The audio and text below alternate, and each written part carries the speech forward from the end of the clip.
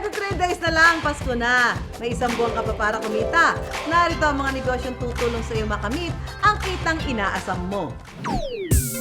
Ang nakasanayang tinapa, nagbagong bihis na. Hindi na lang isda, pati ang manok at pork belly. Kasali na sa eksena, anak ng tinapa talaga. Amoy tinapa siya na Chicken. manok. Sarap. Kaya ano lasa? Sarap. Masarap. Boki. Isang araw, 100 to 300 kilos niluluto namin. Yung manok, 100 pieces yung nauubos namin. Mas mahigit pa sa 100 kilo. Sa isang buwan, kumikita kami ng 60 hanggang mga 100 na abot pagka pinagsama-sama. Kung wala pang panregalo ngayong Christmas season, may negosyong sasagot dyan. Pwede naka-basket, bag o kahon lang. Yan ang negosyong corporate gift basket na waging-wagi ang benta ngayong holiday season. Depende po sa needs and budget po ng kliyente. We offer from 300 pesos up to 5,000 pesos. Isang piraso lang po yung binabalot namin hanggang sa naging 10. Tapos habang tumatagal po, naging hundreds hanggang sa naging libo-libo na po. Hindi lang basta craving satisfied ang mag-partner na ito. Dahil sa pagkahilig nila sa Xiaolong Bao, natakam din silang kumita. Sarap. Hindi naman sobrang tamis. Masarap siya. Lasang-lasa talaga yung matcha. Must try. Pagkakuha ng 2,000 pesos, ni-start na din talaga namin agad. Sobrang saya po kasi ang dami na din naman namin gamit. In-invest talaga namin itong chiller, pati yung freezer. Every month po, gross namin is nasa 6 digits naman na po. Good morning! Nako, ayan, mga kapuso, dapat lagi tayong high energy, laging mataas ang ating energy pagka gising sa umaga. Kasing lakas ng energy ng mga nagtitinda ng tinapa, di ba? Yung narinig nyo? Ayan, bigla tuloy ako nag-crave ng tinapa. Sa kaya tayo makakabili ngayon? Tinapa po! Ay, tama-tama naman. Ay, ba tinapa? Ang tinapa tinda nyo? Opo. Naamoy ko nga. Anong tinapa ho ito? Ay! Asan na isda? Ba't naging manok?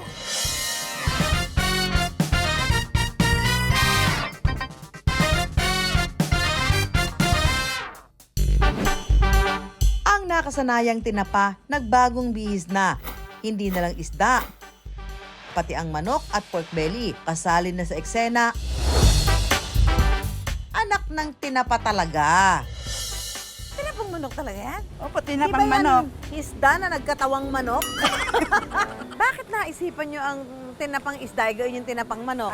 Nag-umpisa yan ng kasi nagmahal yung bangos. Oo. Tapos kulang pa sa supply. Oo. Naisipan namin maggawa ng tinampang manok. Eh, Kasi mas mababa pa siya ang presyo niya kaysa sa Mas mura pa ito bangos. kaysa bangos. Ang manok kasi 200 lang ang Yung buo, kilo. yung buo. Mm-mm. Ang samantalang ang Bangos. boneless bangos, 300 per kilo. Pero ito, magkano to? 400. Pero Tapos yung kakainin na lang legs, yan. 100. Pero lasa niyan. Hep, bago natin matikman, ipasisilip muna ni Mercy kung paano ginagawa ang kanilang tinapa. Lilinisin muna ang manok. Saka pakukuluan sa tubig na may timpla ng halos 1 oras. Ilalagay sa lastay o tapahang gawa sa kawayan. Kukulayan gamit ang atsuete powder na halo rin pampalasa.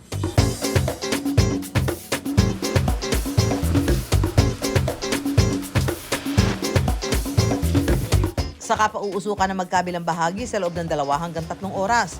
Isa raw sa sekreto sa pagkakaroon ng nanunuot na lasa at mamula-mulang kulay ng kanilang tinapa ay nasa ginagamit na kahoy sa pagpapausok. Talagang may specific lang na kahoy na dapat gamitin. Yung palo china po. Yung sa pausok po kasi, nag-iiba po yung amoy pagka ibang klase ng kahoy yung gagamitin. Bukod sa mabango na siya, nakakapula din siya sa sa tinapa. Pag ibang klase ng kahoy ang ginagamit, siya, dark ang kulay niya. Mukhang mukhang sunog. Ang nakasanayang tinapa, nagbagong bihis na. Hindi na lang isda, pati ang manok at pork belly. Kasali na sa eksena, anak ng tinapa talaga. Huwag nang magpatumpik-tumpik pa. Tikman na natin ang chicken tinapa. Alam mo, sa totoo lang, wag mong tignan, amuyin mo lang. Hindi mo iisipin manok talaga. Amoy at tinapang isda talaga. Ito maganda kasi luto, oh. Walang taba. So ito ay pwede sa atsara. Yan. Mo natin. So smoky flavor talaga siya. Hindi ko nga malasahang manok eh. Parang lasang bangus nga eh. Ang loob eh. Nanunuot yung amoy ng pagkaka-smoky flavor. Tapos lutong-luto siya. Kailangan yung mga kapuso natin kuhanin din natin ang pulso nila dito. Okay? Ito. Tapos sabihin mo sa akin kung ano lasa ha. Lasang ano? Amoy tinapa siya na Chicken. manok. Malambot siya pero sarap. Yan. Kaya ano lasa? Sarap. Masarap. Smoky. 2015 nang manahin ni Mercy mula sa tiyahin ng kanyang unang asawa ang tinapa business. Gusto niya, ako ang magpatuloy ng kanyang negosyo kasi nakitaan ako ng parang interesado sa hanap buhay. Kasi sinanay lang po yung katulong niya dati na talagang nagtagal. Marami naman pong naging, yung mga natuto po dito sa Bulacan, galing din po dito sa tapahan. Sa loob ng mahigit 5 dekada, hindi pa rin nawawala sa kanilang mga paninda ang tinapang bangus, tilapia, galunggong, tamban at silinyasi. Pero ang chicken tinapa na sinimulan lang nilang ibenta nitong July, pumatok na rin. At ang bago nilang pakulo, ang pork belly tinapa na lasang hamonado raw. Sa ngayon marami na pong bumibili. Same process din naman po, pero yung pagpapakulo talagang hindi siya kasama sa chicken saka isda. Nagsisimula silang magluto ng alas 7 ng umaga. Depende naman ang oras ng tapos sa dami ng gawa. Isang araw, 100 to 300 kilos niluluto namin araw-araw. Tapos yung manok, 100 pieces yung nauubos namin. Kaya mas mahigit pa sa 100 kilo. Nadadagdagan pa yan kapag may nagpapatapa sa kanila. Yung mga nagtitinda po ng isda sa palengke, minsan po hindi nakakaubos. Ayan, sila po yung nagpapatapa sa amin. Tapos binibenta rin nila umaga ng tinapa na. Imbis na malugi sila or mabilasa yung isda, pinapatapa na po nila. 30 pesos kada kilo ng isda ang singil nila sa pagpapatapa. Kadalasan dinadala ng umaga at kinukuha rin kinahapunan ang pinatapang isda para itinda kinabukasan. Ang pagtitinda ng tinapa, mabenta all year round. Sa isang buwan, kumikita kami ng 60 hanggang siguro mga 100 na aabutin pagka pinagsama-sama. Minsan isang tao lang, 70 pesos na bangus. Halos kita mo doon, 3,000 na. Sa loob ng napakaraming taon, ang pagtitinapa na ang bumuhay sa pamilya ni Mercy. Dahil sa pagtitinapa, napag-aral ko yung mga anak ko. 4 yung anak ko eh. Nakapagtapos sila. Tapos yung may kasalukuyan pa ako nag-aaral ngayon. Kaya ang pangalawang anak na si Chini, naisipan na ring iwan ang kanyang office job para tumulong sa kanilang negosyo. Nagamit niya pa ang mga natutunan bilang social media staff para mas palaguin ang tinapahan. Nagkaroon ng social media account at tumatanggap na rin sila ng online orders ngayon. Alam ko talagang mas lalago pa kasi ngayon pa lang po yung chicken namin talagang dinadagsana po talaga eh. Ayun, kaya nag-go na rin ako na dito na lang ako. Pangako ni Chini, hindi matatapos sa 2nd henerasyon ang sinimulang negosyo ng kanyang lola Sayong. Kasi nag-iiba-iba yung natin generation eh. Mas maganda po na aralin natin kung paano po mas lalong lalago yung negosyo. Sa mga gustong sumubok sa negosyo, kailangan matyaga, laging magdadasal, tiwala sa sarili, at saka mahalin yung hanap buhay na nais na mapagtagumpayan. Ang magaling na negosyante hindi dapat nauubusan ng pakulo. Kahit ang pinakasimpleng produkto, kapag naisipan ng ibang atake, nagiging mukhang bago. Sa bilis ng takbo ng mundo, huwag lang basta makipagsabayan. Gumawa ng marka na tatatak at hindi mawawala sa uso.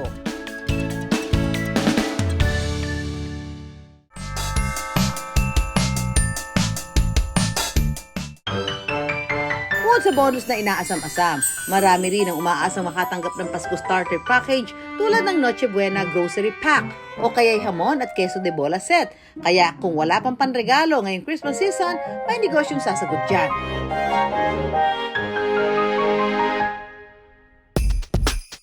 Kapag may Christmas party, matik na present ang mga giveaway at presyong paraffol na grocery package.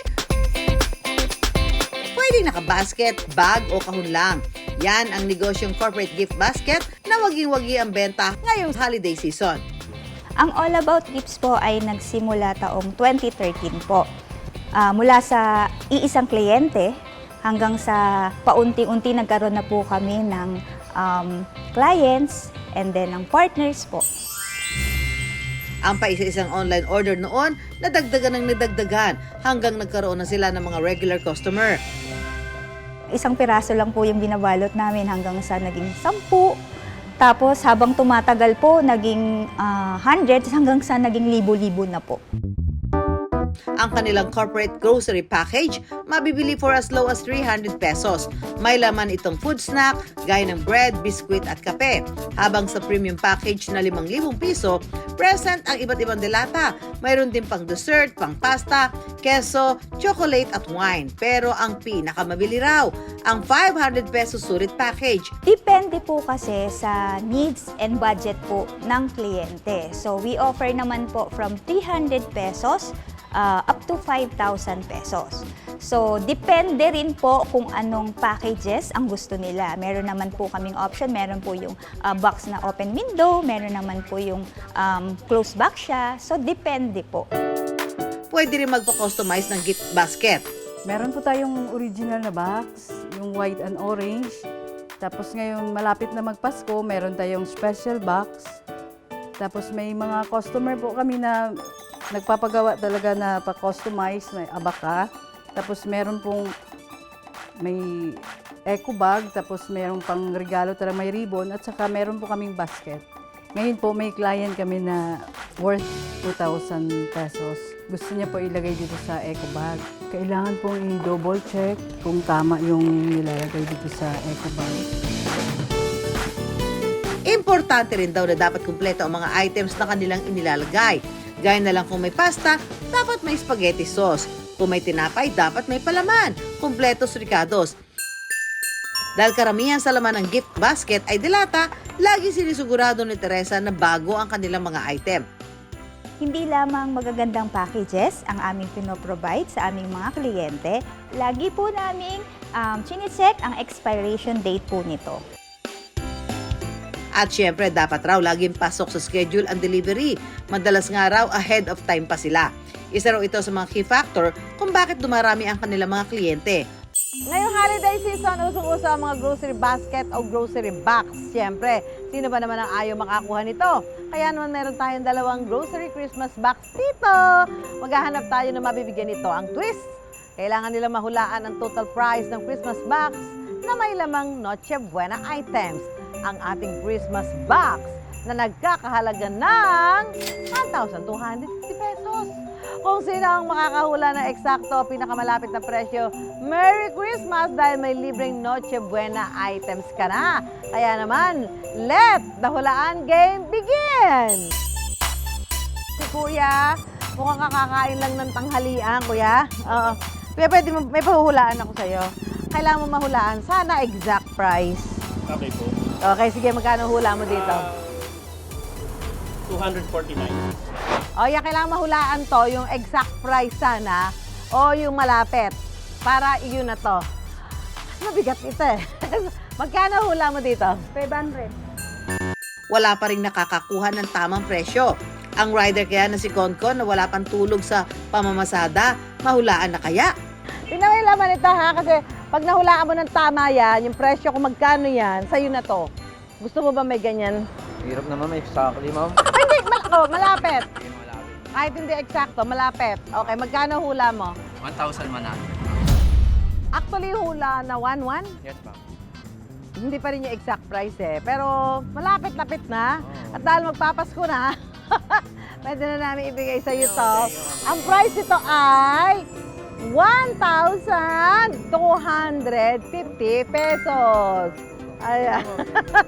O yan, sige na, para yung pagod mo sa pagde-deliver. Ayan. Eh ang kanina pang naglalako na sorbetero na si Romel, mabigay kaya ang tamang presyo? Sinusuring mo mabuti ni Romel ang laman ng ating box. Ano siya? Pang Noche Buena. 1,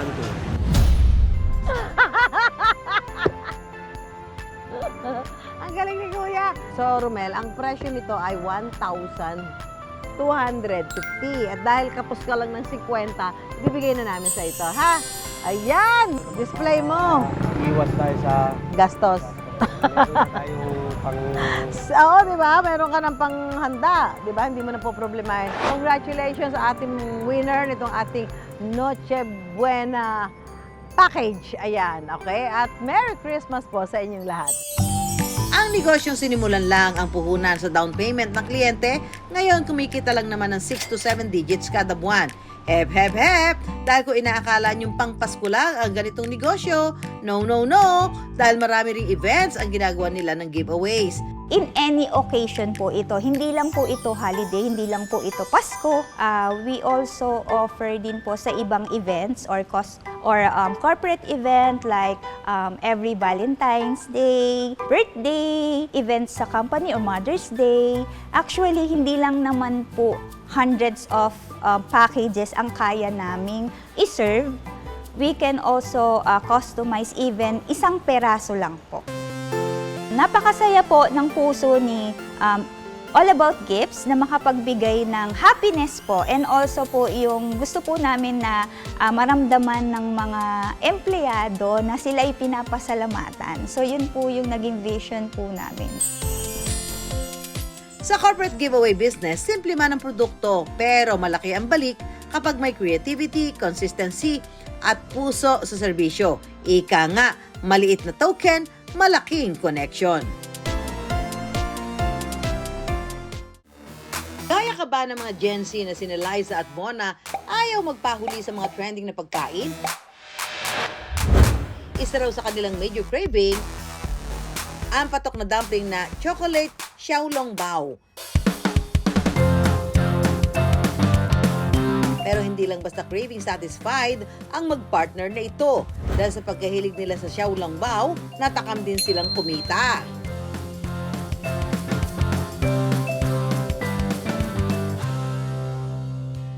Sa isang apartment sa Pasig City, inihahanda na magnobyong Liza at Mon ang kanilang homemade frozen xiaolongbao.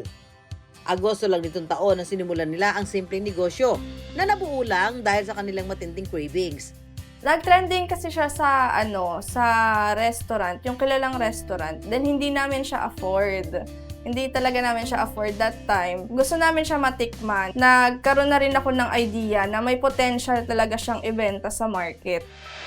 Ang xiaolongbao ay isang uri ng dumpling na nagmula sa Shanghai, China.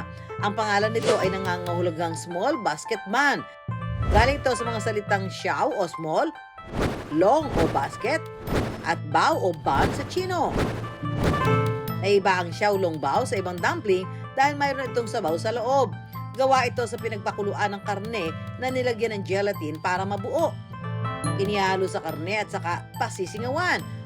Kaya nagkakaroon ng sabaw sa loob ang xiaolongbao. Ang bestseller ni Liza, ang chocolate xiaolongbao. Mayroon itong tsokolate na binalot pa sa chocolate fudge bago pabalutin ng dumpling wrapper. 8 minutong pinasisingawan ang xiaolongbao. Kaya kapag luto na, sumasabog ang tamis ng tunaw na tsokolate. Mabenta rin ang traditional pork xiaolongbao at ang matcha xiaolongbao.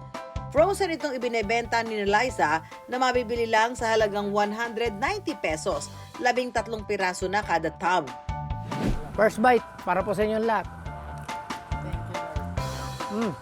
Sarap. Masarap naman po. Hindi naman sobrang tamis. Masarap siya.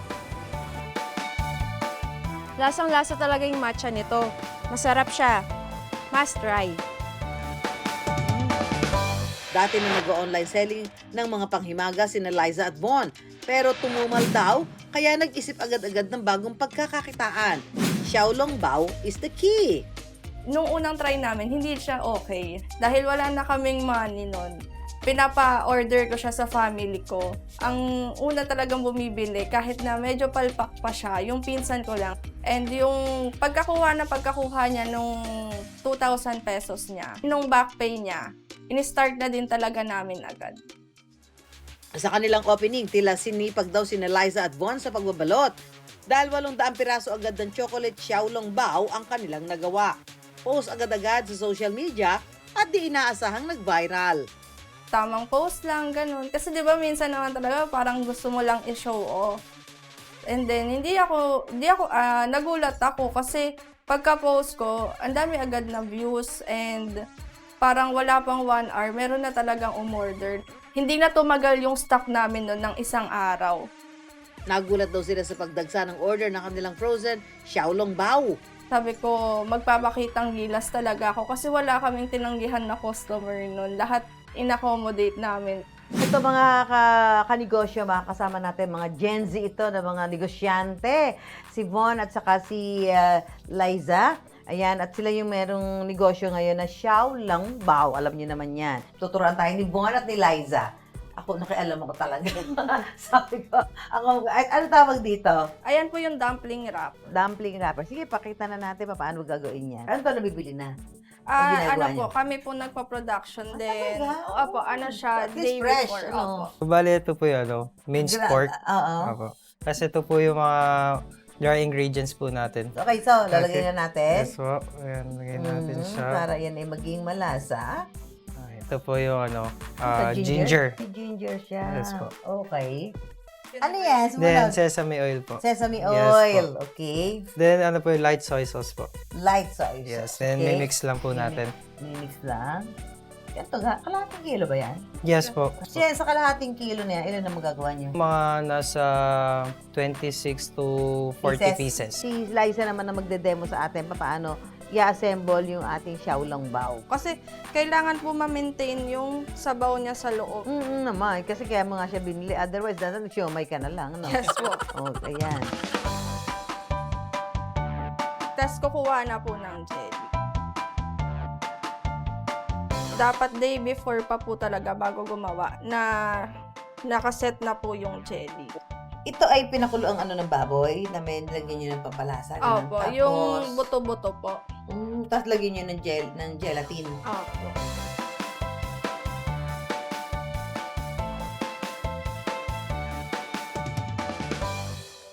Ako naman ang mapapasabak sa pagbabalot ng pork xiaolongbao.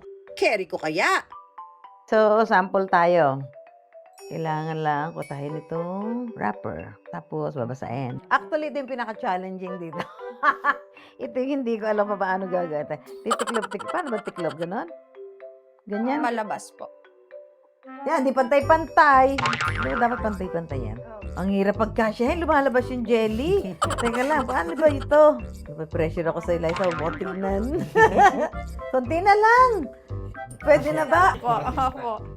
Aba, hindi naman nagpahuli ang wrapping skills ko, ah.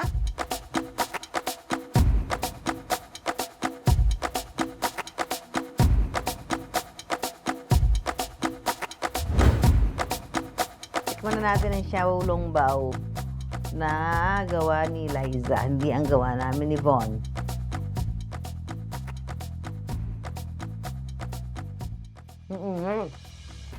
Sarap. Masarap naman, mainit lang pero masarap. Lasa. Pati yung karne, tama yung timpla. At saka ang sarap nung ano dito, yung pagkakunat. Kasi alam mong fresh yung wrapper nyo. Tama yung luto. Masarap ang sauce. Dahil biglaan lang ang kanilang ginawang negosyo, biglaan din ang naging paglago nito. At may mga desisyon daw silang nakaapekto sa kanilang pagbebenta. Kasi nung una, relax lang kami habang nagbabalot, habang nagluluto. Pero nung dumagsa na yung order, hindi namin alam na sa isang oras pala ng pagbabalot, nasa 100 lang yung magagawa mo. Kung magtatrabaho ka ng 8 hours, nasa 800 lang yung magagawa mo. Hindi kami marunong mag-manage ng pera. Kapag ka nakakakuha kami ng kita, ginagastos namin, pinangkakain namin. Bilang solusyon, kumuha raw sila ng ilang tauhan at nagtakda ng maximum orders. Kaya unahan sa pagbili dahil naglalabas lang sila ng 300 tubs ng frozen xiaolongbao kada linggo. Sobrang saya po kasi ang dami na din naman namin gamit na nakuha. Kagaya nito, yung in-invest talaga namin yung itong chiller, pati yung freezer. Every month po, gross namin is nasa 6 digits naman ako. Naniniwala sina Liza at Von na ang kanilang success sa negosyo, hindi swertihan lang. Sa pagnenegosyo kasi kailangan matyaga ka, tsaka mahaba yung pasensya mo. Para kapag ka dumating yung araw na ikaw naman, ikaw yung bibigyan ng pagkakataon na mag-produce ng maraming products. Hindi ka tatamadin. Ang cravings sa isang pagkain, di basta kapritsyo yan. Dahil kung may puso sa pagnenegosyo, ang simpleng pagkatakam ng sikmura, pwede maging daan ng masabaw na kita. Kaya bago man ang halian, mga business ideas muna ang aming pantakam. At laging tandaan, pera lang yan, kayang-kayang gawa ng paraan. Samahan nyo kami tuwing Sabado, alas 11:15 ng umaga sa GMA. Ako po si Susan Enriquez para sa Pera Paraan. Susan tayo!